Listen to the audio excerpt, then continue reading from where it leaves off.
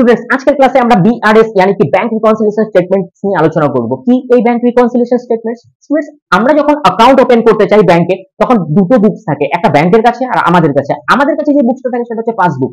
তো কোনোভাবে যদি কোনো পক্ষে যদি হিসাব গরমিল হয় বা কোনো একটা হিসাব যদি এন্ট্রি বা লিপি না হয়ে থাকে সেক্ষেত্রে আমরা ব্যাংকের ইনস্ট্রাকশন অনুযায়ী সেইটাকে কালেকশনস করে থাকি। আমরা কখনোই আমরা আমাদের মতো কোনোভাবে কোনো কিছু প্রভাবিত করতে পারি না অ্যাকাউন্টস বা অ্যামাউন্টের ক্ষেত্রে।